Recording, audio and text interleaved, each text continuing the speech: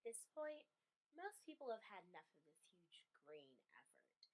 It's become almost so repetitive it's annoying. On top of that, it's hard to understand what it really means to be green. Does being green mean turning off the water faucet while you're brushing your teeth, recycling every soda can and every single piece of paper, or going all out and installing expensive solar panels to power your house?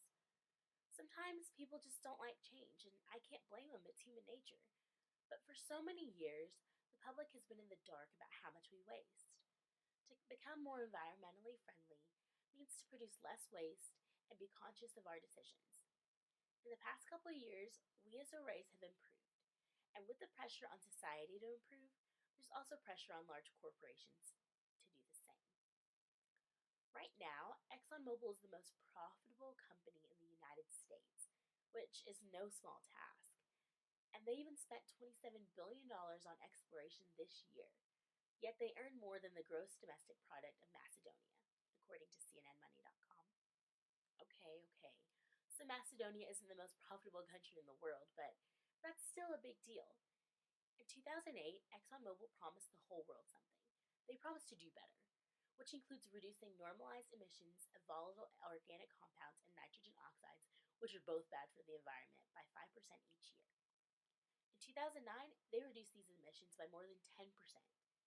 Now, it's not just extreme environmentalists that are fighting for carbon dioxide emissions to be reduced, but major corporations too, even in the petroleum refining industry. ExxonMobil spent $1.3 billion to improve energy efficiency and reduce GHG emissions since 2005, proclaims their website. Even though they've done a lot of great things for the environment, why can't we? They have over 82,000 employees whom they asked to do better. So if the number one company in America can change, why can't you and I? All we have to do is make small changes. In 2008, ExxonMobil figured that there were some things they could do to make the world a better place. I realize what I just said is a general statement, but I mean environmentally. In the past couple of years, ExxonMobil has come to the realization that they have a problem with the way they were doing things. Though they were really late compared to just about everybody else, it was better late than never. Since then, they've come up with a View to 2030, in which ExxonMobil describes what measures they'll be taking to cut down their carbon footprint. They strive to meet the world's energy needs while being more energy efficient. They only produce about 3% of the world's oil and less than 2% of the world's energy, but that's still a lot of work. With the need for oil and gas increasing and the amount of waste increasing, ExxonMobil is one of the few top oil and gas companies to really combat this issue. They encourage people like you and I by providing greener products.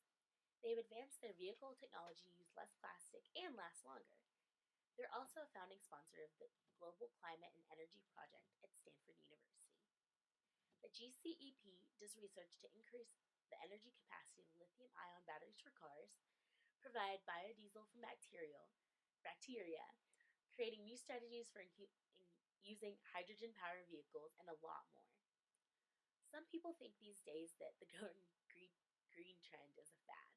That I can't really disagree with, but it's a fad that has a lot of validity and means more to people than trying to do what's in. Society is changing. That's true. Companies are changing, and the world is changing. In the words of Gandhi, Earth provides enough to satisfy every man's need, but not every man's greed. And almost everything you do will seem insignificant, but it's important that you do it. So what if at one Coke can you recycle means nothing to you? It's important that you do it anyway.